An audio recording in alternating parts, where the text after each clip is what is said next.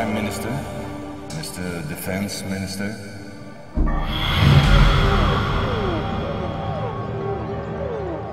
General, allow me to introduce myself. My name is François Rousseau. I'm in charge of an informal research group, which does not appear in your organization charts.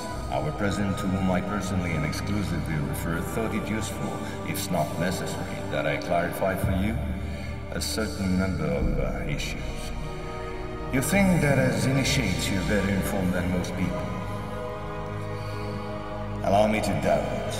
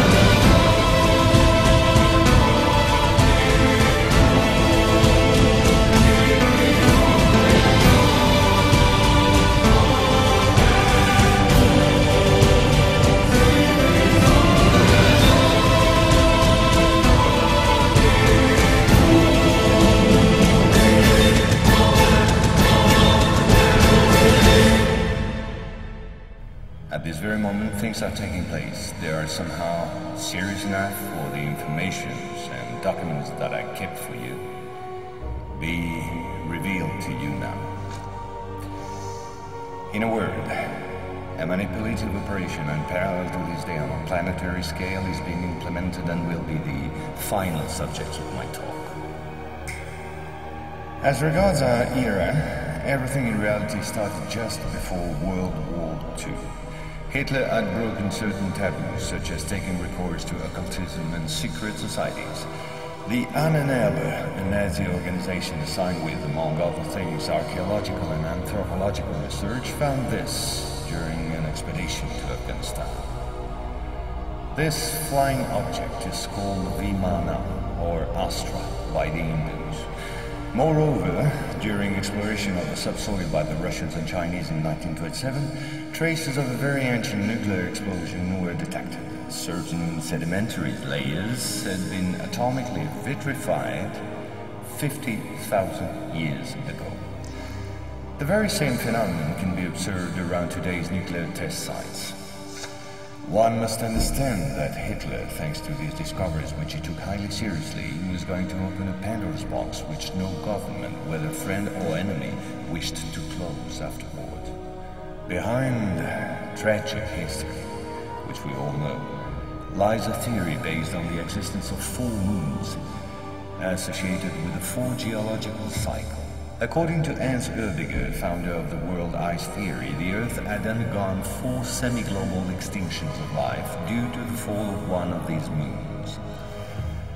Effectively, as one goes along, the satellite moved closer, gravity changed and triggered some deep mutation of the genetic standard, thereby creating a race of highly intelligent giants measuring approximately between 10 to 13 feet tall. Several tens of thousands years later, the moon crashed, the impact causing a serious rise in sea levels and a nuclear-like global winter. This race of giants was to disappear due to a terrestrial gravity which had grown too powerful and incapacitating for their unusual size.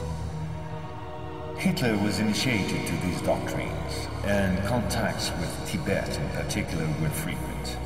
The Nazis sought contact with the survivors of ancient civilizations, holders of ancient technologies like the previously described Vimanas. One of these civilizations spread out over the entire planet more than 600 pyramids made of stone, earth, and even iron. These pyramids are almost all pointed in the same direction, all have the same proportion as number pi, and all situated in magnetotelluric nodes. The oldest are in Asia. 2 of them are submerged, one south of Japan at Okinawa, another south of Cuba. These two were built about 12,000 years ago. I began by this small archaeological reminder for this reason. Our civilization is the fourth of the cycle which I described previously. Yes, I know that might well hurt our pride. We're neither the first nor the last. One must understand that the study and understanding of several recovered prototypes were the absolute priority to ensure Nazis' domination over the skies. The Allies, in parallel, focused on mastering atom and creating the first nuclear bombs. These secret bases were the center of all research supervised by the Nazis. In one of these bases worked Viktor Schauberger, father of the Nazis' UFOs. Schauberger headed the Real Society in charge of anti-gravitational research. He died in 1958 in Texas, while working under protection of the United States on the improvement of his own flying saucers, which have since become American. You will quickly understand that 70% of unexplained aerial phenomena are human in origin and in no way extraterrestrial. Once World War II was over and Nazi technology had been systematically plundered by both Americans and Russians, the first challenge was to carry on and even complete the Nazis' research in great secrecy. The program, called Project Rainbow, especially known for the Philadelphia experiment, was the immediate proof. Mathematician von Neumann, who collaborated with Albert Einstein and Nikola Tesla on behalf of the Navy, succeeded in accidentally teleporting a Cannon-class destroyer escort, the USS Eldridge. These photos, supplied by Morris K. Jessup before his suspicious death, are rare testimonies for this unique experiment. In the same time, the first Indo-Aryan technology prototype trials did not go by unnoticed. The military had come up with a more efficient parade than secrecy. At about the same period, Kenneth Arnold, US Air Force pilot and CIA agent, launched the greatest operation in manipulation ever concerning the existence of UFOs. Making people believe they didn't exist was not the right solution and clearly insufficient. Discrediting enemies and frightening the population by systematic misinformation proved far more efficient.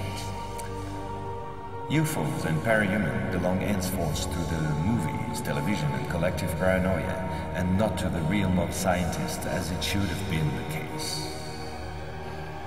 In May 1947, the American Secret Services discovered the existence of an ancient terrestrial UFO secretly recovered by the Russians, which had crashed into the Altai Mountains along their border with Mongolia. Tension between the two blocs immediately rose a serious notch. The discovery was spectacular, and so not to lose face, the Pentagon, in tandem with the CIA, decided to tell lies and imagine a huge bluff, to convince both the Russians and the world at large that they too recovered a UFO in Roswell in July 1947. Of course, it wasn't true, but the bluff worked all the same. And when he reaches Jerusalem, then Allah speaks to him and says to him, go up the mountain, which is a mountain in Baitul Maqdis. When he goes up the mountain, then Gog and Magog surround the mountain. And they say, we have killed those who are on the mountain. Now let us kill those who are in the